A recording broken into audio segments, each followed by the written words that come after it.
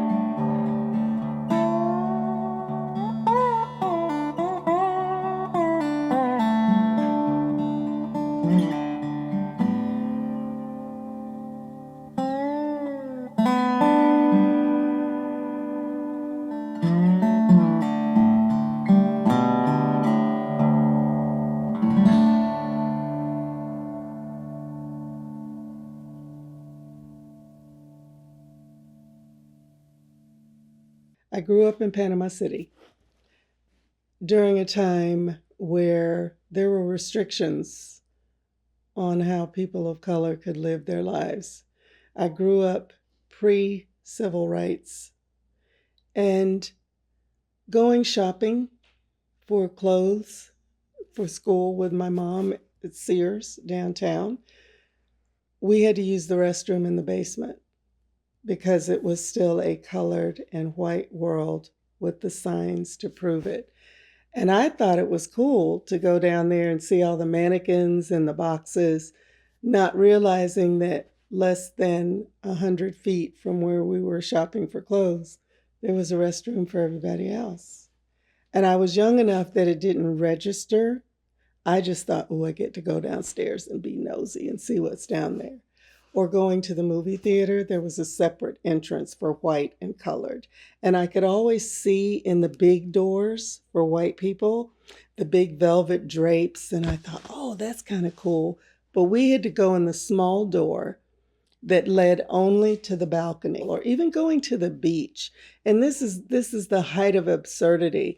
There was a separate entrance for Black people and one for white people, as if there was a dividing line in the Gulf of Mexico. I was born during the days of segregation. The central business district for the Black community was on Church Street between Division Avenue and Paramore Avenue. That was my world. That was our world. Our parents always taught us how you had to behave, what people were going to think of you, and particularly so the boys. I was raised in a house with 5 brothers. The oldest brother was much older than us. My mother and father always talked to the boys, and it gave stricter discipline to the boys because my mother always had an old saying. They were full of wisdom. I'm going to raise you so the white folk won't have to. She always said that. I always wondered why she has to say that, but she always had to say that. There was a saying, as long as you know your place, you'll be okay. And if you try to cross that line, it's when trouble started. I was so happy to graduate from high school, segregated, and join the Air Force, integrated. That's my first instance of working in an integrated society. We live the 4th house from the corner of Jackson Street and Paramore. There was a grocery store that gave credit to the Black orange pickers that lived in that area on Lee Street and Jackson Street. Most of the time, what you would see would be big trucks with the orange pickers getting on all of what is Valencia College West now on Kirkman Road would have been orange groves. So the primary industry that we saw at that time was people picking oranges. So you saw maids going to clean the white people's homes, and you saw most of the Black men, they were going to pick oranges. I went to elementary school in South Dade County in a segregated school called Robert Russell Moulton, and went to high school at Mays High School in Goulds, Florida. And it was not until I went to college that I interacted with anyone, really, outside of my own racial group. Everyone in my school setting, from the janitor to the principal to the teachers, all of them looked just like me. And in my neighborhood, in my community, all of the people looked like me. I was born and raised right here in Orlando, Florida. And I'm the youngest of 5 children. My parents were 2 blue-collar workers here in this community. My mother was working, doing what is called days work in this community, which means that she cleaned a different house every day as a maid for people who were middle class and upper middle class families within our community.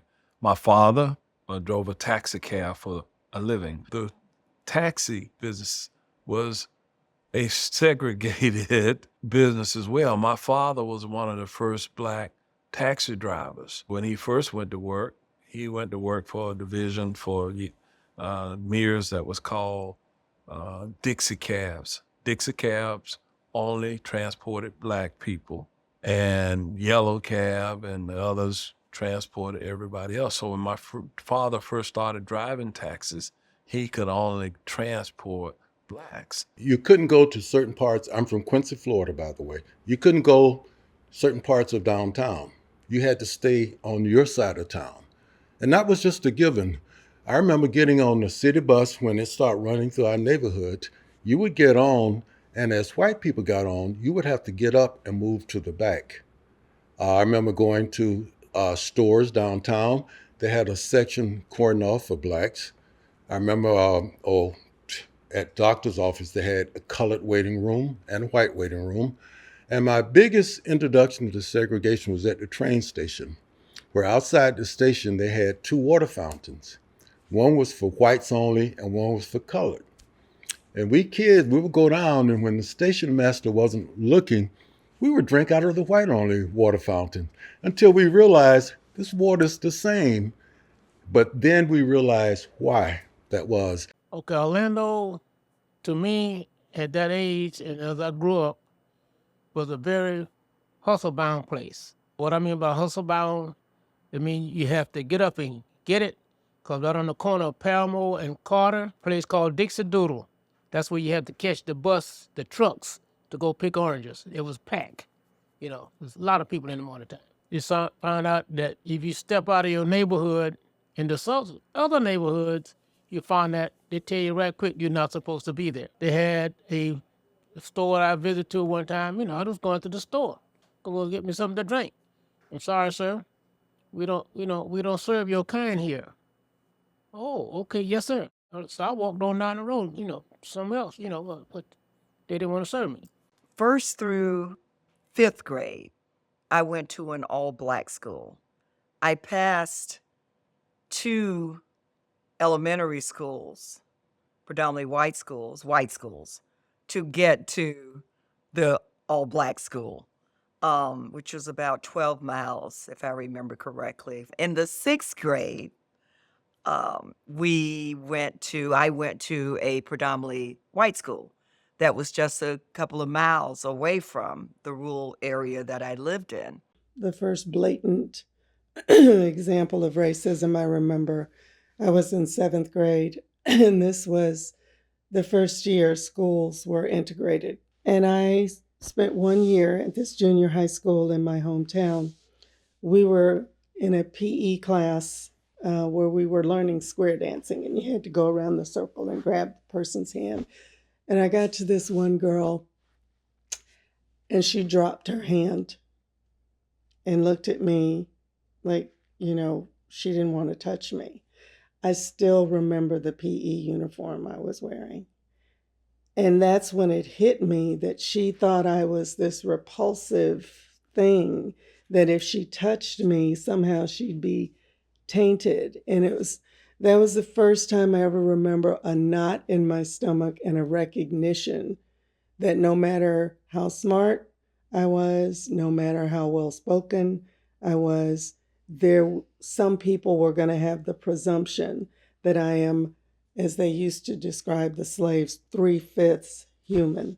I think that was the beginning of a difference in how I looked at how I lived my life, really how I thought about myself. But here I was now going to school with white kids for the first time and being, like cold water in your face. They don't want you here. You had this regiment where you knew there were restaurants you couldn't go to. On the corner of Orange Blossom Trail in Jackson, there was a restaurant called the Florida Diner. If you wanted to be served, and they had tremendous shrimp baskets or boxes. I can remember as a young child with my father going to the back door of that restaurant, placing your order, standing outside, and then when it was ready, they would signal you to come pick your box up. I can remember going down to Orange and Robertson. There was a Howard Johnson's restaurant there. And at that time, Howard Johnson's had 59 different flavors of ice cream, but you couldn't go in there. I remember also there was a Winn-Dixie. That was the only Winn-Dixie that you were permitted to shop in. So life for me at that time was segregated schools, hand-me-down books. Some books had, when they knew they were being farmed out to the black schools, some people chose to write nasty, cruel things in there. Well, you always heard about the books in the school. And I wanted to know, how did the school board, predominantly white school board, want kids to learn when they were giving them the old books or no books or books that were outdated? I had the same problem when we built new schools. I walked in my new schools and there were all of the old, molded, nasty, dirty books from don't even let me go there. That's my anger. 6th grade, I started going to work with my mother to clean white people's houses. I could not understand why we had to go in the back door. We went in the back door to clean the house, but we had to clean off the front porch. We went out the front door to clean off the front porch. That's funny. there were a number of eating places from Gary Duck Inn, which was on South Orange Blossom. It had a great reputation for white people to dine. If you were a diner, people would visit, and Gary Duck Inn had a great reputation for food. If you were white, you were free. If you had the money to go in there, Gary's Duck Inn, you could go to eat. No black people own a restaurant along Orange Blossom Trail.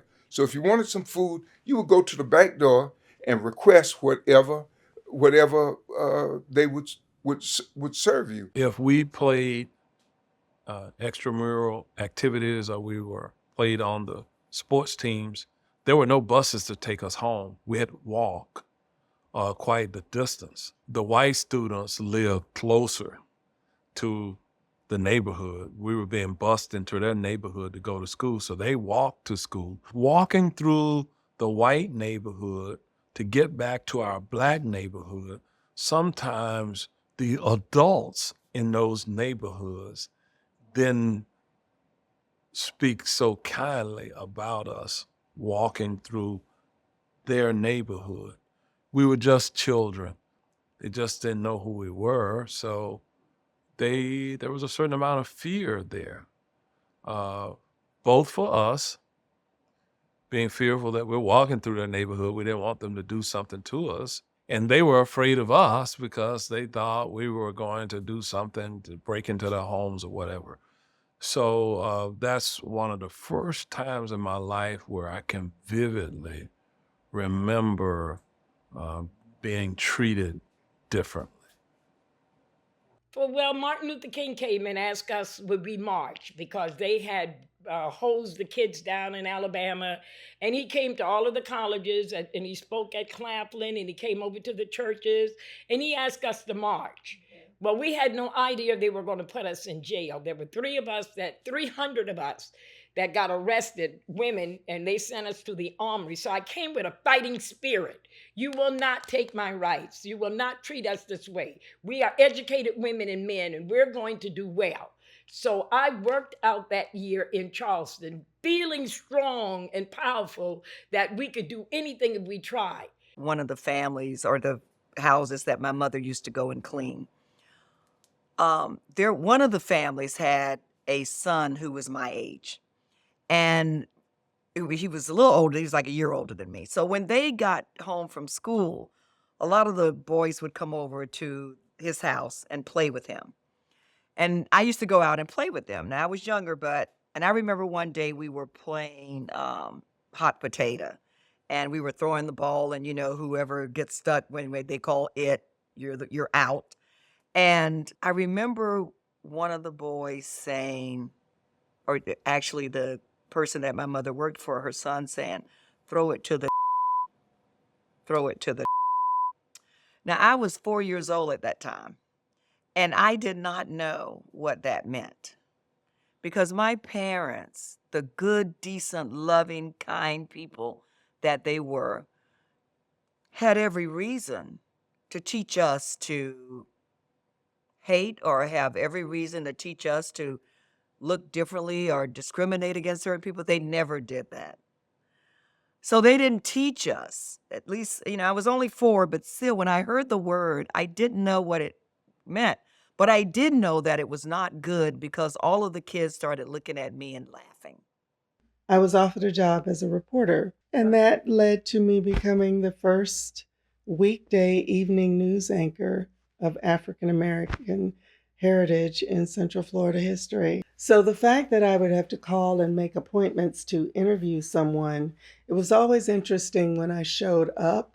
As much as they tried to hide it, there was some surprise. Even people would say, "You're the person I was talking to on the phone." Yes, I am. And some would even kind of laugh. Or it was still the time where women in the industry were called girls. "Oh, you're that little news girl." The only word they left out was colored, but I knew the word that had been left out. I remember one time I got on the bus and in my haste, I sat where I should not be seated. And I was rudely told, get your behind up and go back where you belong. If you were a grown, functioning person in this society, you knew the rules about Orlando. You didn't go and ask for a place in the white section. If you did, you just didn't. The rules of segregation and self-containment, you knew that there were things that you could not do, places where you could not live, and things you did not aspire for.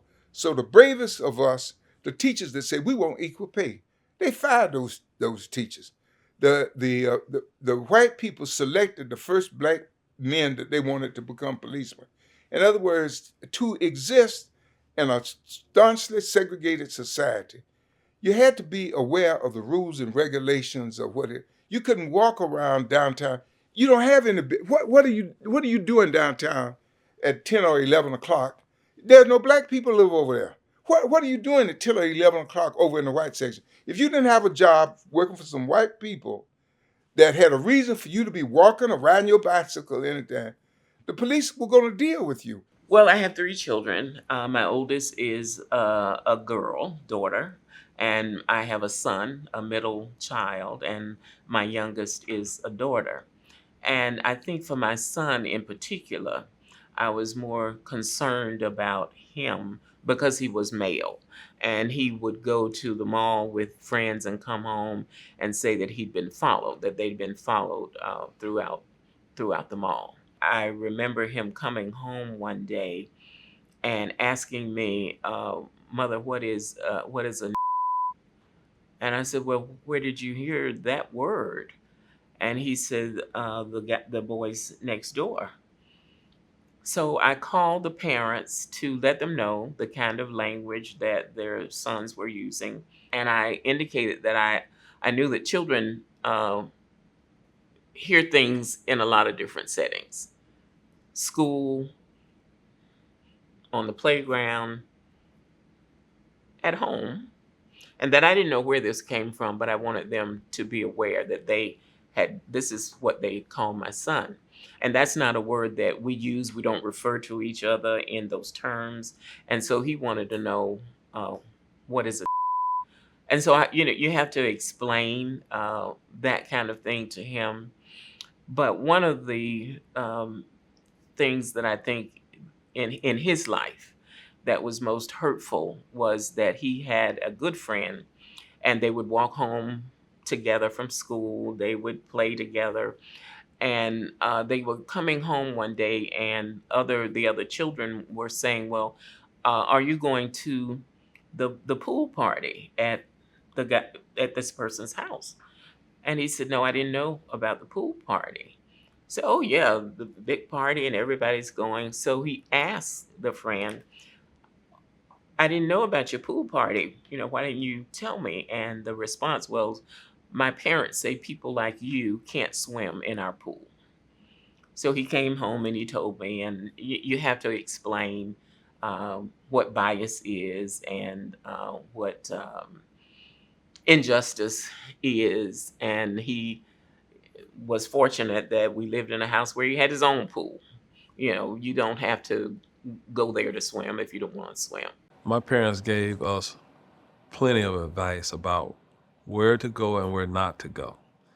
There were areas of Orange County that our parents said stay out of, like Ocoee in West Orange County. Our parents said, stay out of there. You're different. You realize you're different. And, but be respectful, yes, sir, no, sir, when you're talking to adults. Do not get involved in activities that's going to cause people to focus on you. Young people don't become prejudiced. They hear it in their homes. They hear it at the breakfast table, the dinner table. Even now, you're not born prejudiced. You're not. You become that from association or conversation or whatnot. I found out that if you stay in your lane, your lane will run clear for you. But if you got out of your lane, they will let you know you're in the wrong league. 6 days out of the Air Force, I'm working in TV. One night, I saw a public service announcement that says, if you're military and you're minority, you have your military obligation out of the way, we have a career for you. So I got up the next morning, went down to where they had established this broadcast skills bank for minorities. I went down and applied. I put on my nice suit, went down and presented myself. Rachel Proctor was the lady. She took me over to Channel 6. And I introduced myself to them and told them, I saw your public service announcement. I'm here to claim this career. Well, we want to do it. And I say, okay. And what made them pick me, true story, what made them pick me, as Colin Murchison, I never forget him, was taking me around. And as we passed a certain group of guys, one said, damn, we got one of them now. So Colin was like, oh, T, I'm so sorry. I want to apologize. I say, excuse me. I'm not going to accept that. He says, why? I said, because it's going to come. And I've basically prepared myself for this. And so he said, you're the one for the job. And that was 50-something years ago. Now, it wasn't easy every day. Every day was a challenge, but I was prepared for it. I had a friend, her name was Kelly, white girl, and we were best friends. And so what do best friends do? Best friends go and spend the weekend at each other's houses, right? And so I went home after school and I told my mom, I said, my friend Kelly, she wants to come over, and my mother said, look, we have very limited space, but we will make it work. I was so excited. When I went back to school on Monday and I saw my best friend, she had a very sad look on her face and was almost in tears. And I said, so what did your mom say? And her mom said, when she told her mom about me, her mom said, I don't want that at my house. I was 11, 12 years old. I was still working for Channel 6, and this was when the Broadway series was coming to the Bob Carr, and they would have a cast party. So whoever the star was would come and be interviewed on the news or the noon news, and then we would get tickets to go see the show. I was with a girlfriend. I parked behind the building of the restaurant where the show was going on, where the cast party was going on. And we were just walking. This was downtown, and this cop stopped his car, got out of his car, and was walking behind us. And I didn't think anything of it until he kept walking behind us. And I turned around and I said, hi, officer. And he said, so where are you ladies going tonight? I said, we're going in this restaurant to the cast party for whatever it was. Oh, really? Yes, we are. He stood there until we walked in so he could see that that's where we were going. That was your normal. The water fountains, the bathrooms, the comments, the fact that you couldn't go on certain sides of town. You weren't welcome. The looks that you got. If you went into a department store, you were followed. If you walked in, it wasn't a greeting, can I help you? It's what is it you want, boy? Do you have any money? We don't have anything in here for you to steal. My husband applied for a position as a judge, and he was appointed by Reuben Askew in 1976. That was one of my first experiences in Orlando with regard to bias and discrimination and injustice, because when he became a judge, and he was the first African-American judge to ever serve in Orange County. When he became a judge, I got an invitation from a group that was hosting a reception for the judges' wives.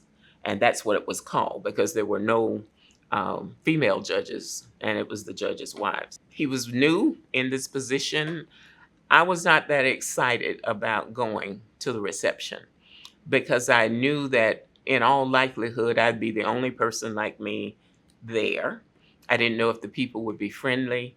I thought that probably the janitor, the cooks, etc., would be people like me, but other than that, probably not. But because he was new and I wanted to be supportive, I sent back my RSVP, and I said that I would attend. When I sent back the RSVP, I got a call from an individual who wanted to make sure that I understood that the reception was at the Orlando Country Club.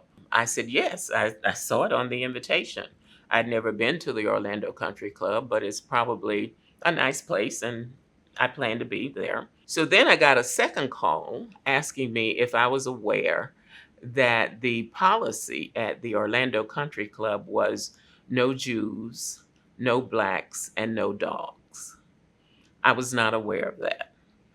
My mother had an expression when she heard something that was just unfathomable and something that needed to be challenged. She would say, "You don't say."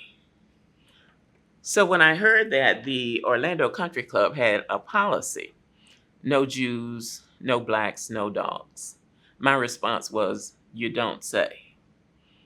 And I said, well, thank you for making me aware of the policy, but I plan to be there. So whatever you need to do about this policy, you need to be prepared because I'm coming. And I'm going to invite members of the media to come with me, but I will be there. The news of my planned attendance spread, and I had a woman call me, a white female, whose husband was a judge. And she says, I plan to go to the reception for the judges' wives, and I understand that you have indicated that you're going as well. And I said, yes, indeed, I'm going, because I wanted to challenge the policy. She said, well, how about if I pick you up and that we ride together and that we arrive at the same time? Because if you go by yourself, you'll likely be arrested. If we go together, they'll have to arrest both of us.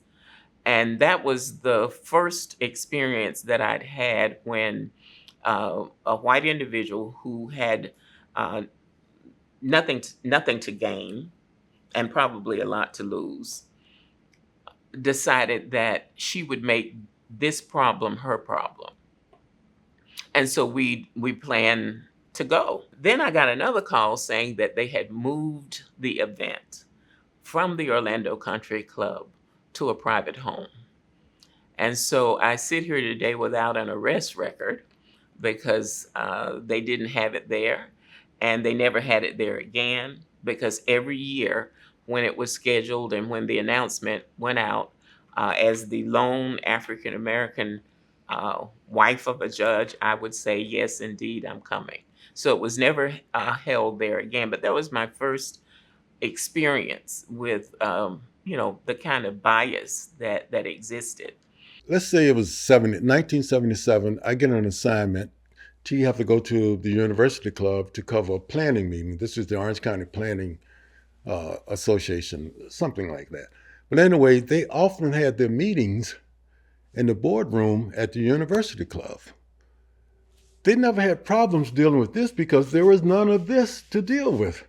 So I show up, then all of a sudden, wow, you can't come in. Well, if you want coverage, you're going to have to let me in. Well, let's talk about it. You can come in, but you got to go in through the employee entrance. No. If you want coverage, you got to let me walk in with everybody else. And me and Carol Nelson, she was the woman, she wasn't allowed in there neither. And she had one group on one side, I had another group on one side with the camera up, I was rolling, and they knew it. It's like, oh, wait a minute, things are different. Okay, you know what? You don't have to come in through the employee entrance. You can come in through the front door. Just that simple. They let me in. And that's why I made the comment the night the University Club offered me a lifetime membership. I said, why? I got in. Well, we want to make it right because you, Judge Belvin Perry, two of the people, and Carol Nelson, 3 people that was denied membership. And so during my speech, my acceptance speech, I made the comment to Judge Perry, who was he was a tough guy because he presided over Casey Anthony trial. So I said, Judge, I wish back in the 70s you would have had a camera on your shoulder because I walked in so easy And he says, man, I appreciate that. I wish I had a camera too. But the camera got me into places that this wouldn't have. I remember one of the toughest moments in my younger son's life, a friend that he'd grown up with, from the time they were kids. Everything was fine in elementary school. It was kind of cool in middle school. But in high school, he stopped being asked to hang out with the guys. Or he would find out they had all gotten together and he wouldn't be invited. And he couldn't understand why. I did. You're at the point now where you have to make a decision about who you're around and how that decision weighs on how you live your life moving forward. And he wasn't convenient anymore. They weren't kids anymore. Those are the conversations that I hate having. But those are the conversations I still have to have with myself. I recall at age 15, as I was approaching age 16, to get my operator's license. And my dad had what I call our garage talks. And he said, Junior, I want you to listen to me, and I want you to listen closely. Young men have a tendency to tell their parents they're going to point A when they have the family car, and they end up at point B, C, D, and E. But let me say this to you. Do not, under any circumstances, go into Lake County or go to Ocoee. If you go to those places, particularly Lake County, there is nothing I can do for you. Bad things happen to Black people in those two places. And he said, do you understand me? And I said, yes, sir, Dad. He said, no. I really want you to focus in on what I told you. Do not, and he made me repeat it, do not go into Lake County or to go to Ocoee. And I sort of knew about Ocoee because I grew up in Orange County, so who didn't know about Ocoee? And I remember the alleged signs that they had leading into Ocoee: run N-word, run. If you can't read, run any GD way. That was legend. Now, whether or not the sign was actually there or not, I don't know, because I wasn't going to see. So he did emphasize about Sheriff Willis McCall, and I learned a little bit more about Sheriff McCall when I became an assistant state attorney, and Mr. Egan told me about him prosecuting Sheriff McCall and the grand jury investigation dealing with Sheriff McCall. So that was a part of growing up.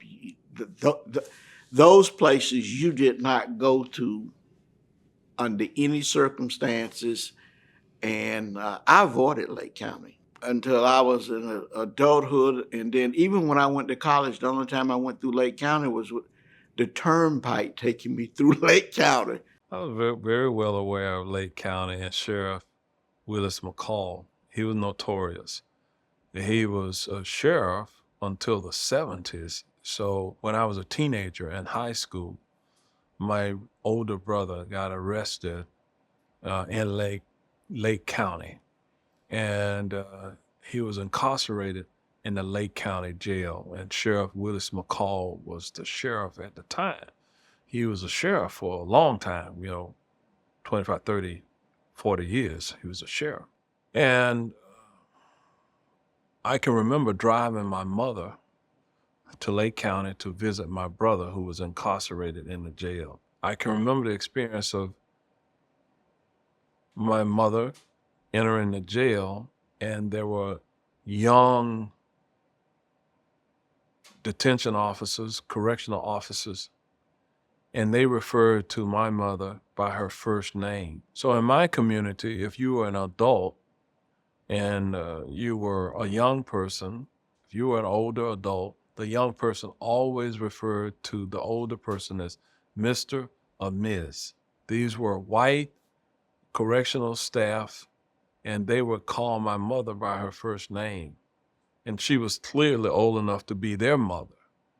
And I thought that was disrespectful. The crimes that my brother was charged with and the treatment that he received while in that jail was unforgettable. I have since read the book, Devil in the Grove. And those teenage boys, young men, if you will, who were arrested by Sheriff McCall,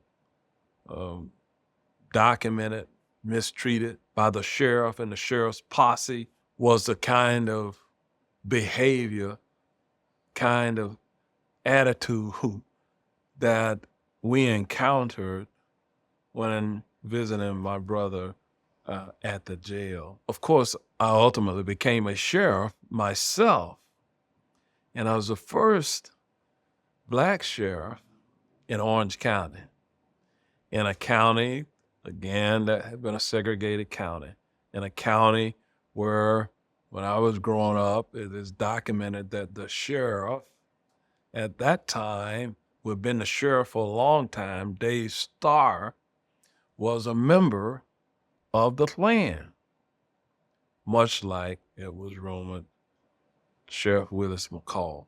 These were lawmen that were entrusted to carry out the law in an impartial way, but they were a product of their own environments, the communities that they grew up in, and it was a segregated, discriminatory era in our history, and that is the way they police. That if you were not white, you were unequal. You were not their equal. And that was Central Florida. That was the South. McCall, or whatever. Yeah, shot the boys. They handcuffed and handcuffed and street chained, and he said they were running away. But he died a horrible death. So you meet your maker, one way or the other, one way or the other. So he met his maker. I know where he is, downstairs. He ain't gonna be up there where I'm going. Driving through in Lake County in a place called Tavares, you had to be very careful. We started going around Tavares instead of going through Tavares, getting to Johnson Junior College.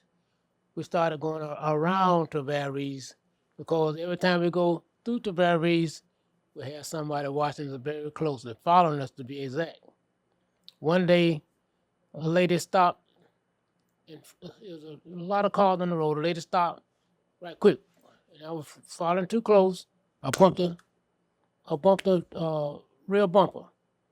She got out, looked, wasn't nothing bent or nothing, but they arrested me. The lady said, "I'm fine, ain't nothing wrong." The guy at the sheriff's department said, "Get in the car." Put me in the back seat, took me down, took me to jail. He said, "Get on in there." I said, "Well, sir, I didn't do it." He said, Did I ask you to say anything? Get on in there." So, hey, my mind said, "Shut up, Nick." When I walked in, the guy said, "Oh, a clean one with a tie." Oh my, that stick to me today. A clean one with a tie. See? That's automatically fear right there. You don't know what's going to happen to you when they put you in the back room. It was a matter of learning to overcome.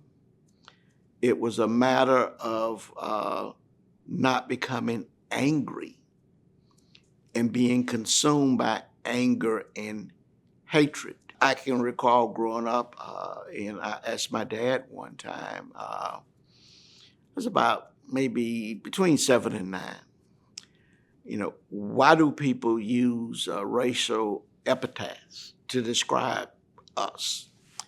And my dad looked at me and he said, I know it's hurtful, but no one can define who you are.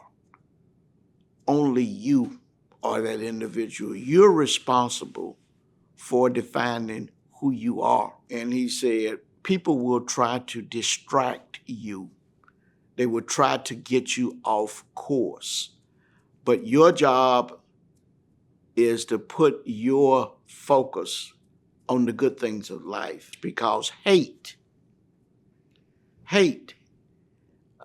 can derail you.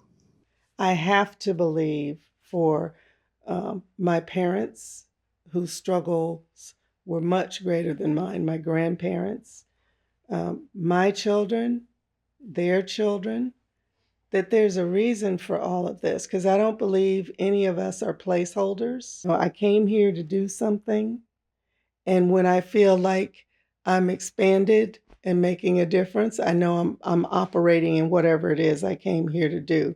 So injecting bitterness into that is only going to slow it down. And I'm not giving anybody that kind of power. You don't get that kind of power. I'm the thermostat, not the thermometer. I get to choose my temperature. I feel that we have taken some steps backwards. I really do. But good people speaking up and speaking out and doing what they can in their little space is what's going to make a difference. Dr. Phillips, the Dr. Phillips charities that exist today, that is another family that has significant influence on leveling the playing field. Because of Dr. Phillips, we see now, because of the wealth that he was able to accrue over time, the Dr. Phillips Charities was created for that family of Dr. Phillips, saw a need to build and open a hospital that would treat Blacks in this community. Discrimination of any kind against any person is wrong. And America, think about the leader in the world that we really could be if we stop hating the person next door and start working together. So we all have an obligation to do it. God bless the ones before us who did it. They passed the torch to us. I get asked the question sometimes, what is it that Black people want? And my answer is they want the same things that you want: to raise their families in safe environments. They want an opportunity to live in good neighborhoods. They want an opportunity to get a good education. They want an opportunity to take part in the American dream and to make money. We're in a capitalistic society. Until we deal with the issues of economics to make sure that the vast majority of people have a fair chance, that's when you will see the tide change. Laws will never make people live together. We have to experience it. And when people learn to respect the humanity of each other, I believe that, in my opinion, that the world will continue to grow and become a better place, because I believe it was ordained that way. We're going to have to go through a lot to get there, but I'm an eternal optimist. And the more people get to relate to one another and treat the humanity of one another first, show the good that's in people. I know recently I've been seeing brilliance on exhibit in the news media about Black students.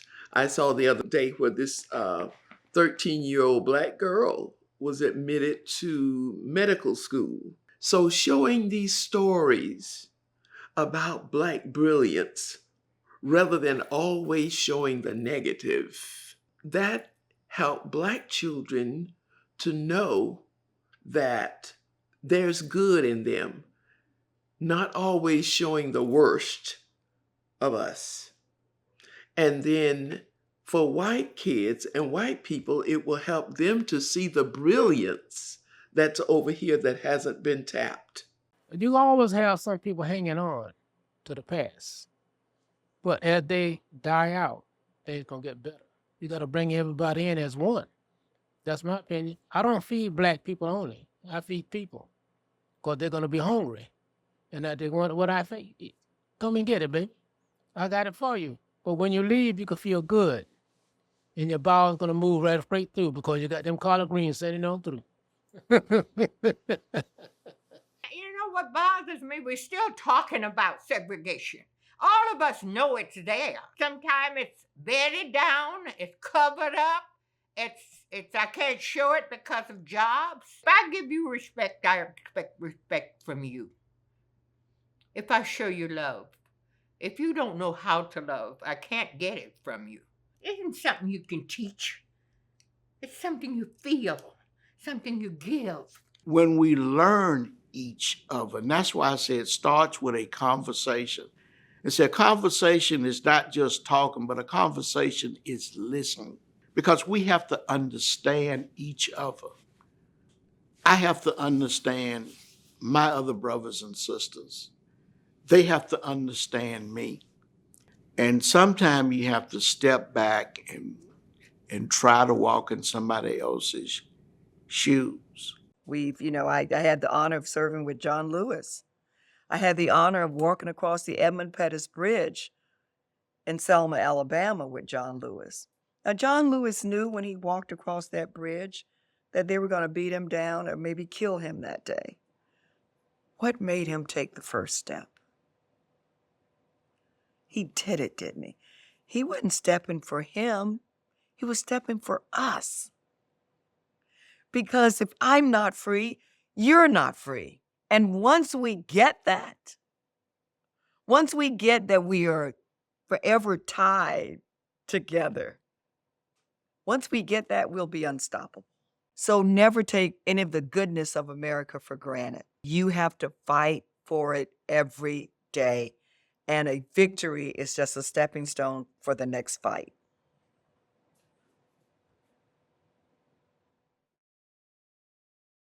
This film, Know Your Place, was designed to capture memories of just a few Central Floridians who have experienced discrimination because of the color of their skin. Know Your Place, also meaning to understand where you live, aims to deliberately remind us of a painful past so as to not allow it to happen again. Although these specific events are in the past, our present day does not feel too far removed. We've made progress, yet in some ways it feels like we're slipping. Hate still lingers, sometimes silently, behind closed doors, but other times not. The fact is, in recent weeks and months, white supremacists carrying Nazi flags marched in Seminole County, in downtown Orlando, and out at Walt Disney World. Racism and bigotry is not new, but it's not old, and it certainly has not gone away. For me, the murder of George Floyd in May 2020 was a turning point. One of my fears following this horrific event was that within a short time, the issue of racial justice was going to be pushed to the back burner. Some said it would never happen, but after decades of struggles and incidents following the civil rights movement, we knew it was a possibility. And we could not stand by to let that happen. To move forward, to continue to make our community better than it was for the last generation, we must recognize where we can do better and put in the hard work to change it. This film is inspired by the courage, passion, and perseverance of the many people whose actions, big and small, led us here. And now it's our turn to write the next chapter. At Heart of Florida United Way, our motto is to live united. We stand up for every person in our community, No matter the shade of your skin, where you come from, who you love, or how you worship, we stand up for you. There is only one way to live united, and that's together. It's my hope that this film is much more than a look back. I hope it gives you an opportunity to think about your own journey and what Central Florida's next chapter can be and what your role is in it. Thank you.